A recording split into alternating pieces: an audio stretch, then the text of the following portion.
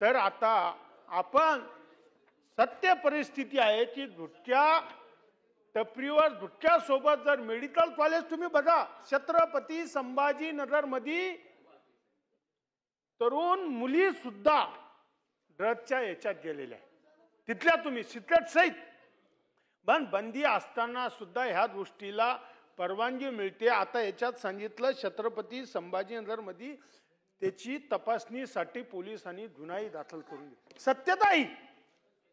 सत्यता आहे गुन्हे दाखल करून घेत नाही।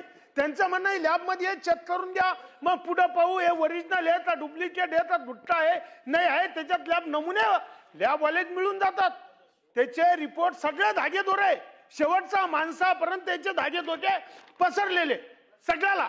म्हणून माननीय मंत्री महोदय, आपण जो उत्तर देऊ लागले हा एकटे तुमच्या जबाबदारी नाही, हा तुम्ही प्रत्येक गोष्ट माझं एवढंच म्हणणं आहे की जर गुटखा धरला ड्रग्स धरला जे इंजेक्शन असतात हे मेडिकल कॉलेजचे सगळे पोलीस प्रशासन आणि तुम्ही दोन्ही डिपार्टमेंट मिळून याची सगळी चौकशी करून मेडिकल कॉलेज शाळेसमोरचे सगळे शाळेसमोर सुद्धा ह्या गोष्टी मिळतात।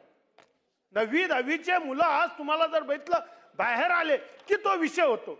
म्हणून नम्रपणे विनंती आहे आपल्या माध्यमातून सरकारला आणि मंत्री महोदयाला की या सगळ्या गोष्टीवर बंदी आली तर याच्यावर कडक कारवाई करून ज्या शाळेसमोरच्या टपऱ्या आहे ह्या पूर्णपणे टपऱ्या कोणत्याही नको, जनरल स्टोअरच्या नावावर तिथे गुटखे आहे, सिक्रेट आहे, सगळ्या गोष्टी मिळतात। म्हणून बिघडत चाललाय। म्हणून नम्रपणे विनंती आहे मंत्री महोदयाला की या संयुक्त कारवाई तुम्ही करणार का पोलीस प्रशासन, जोपर्यंत तुमच्या डिपार्टमेंटला पोलिसाची मदत मिळणार नाही तोपर्यंत कारवाई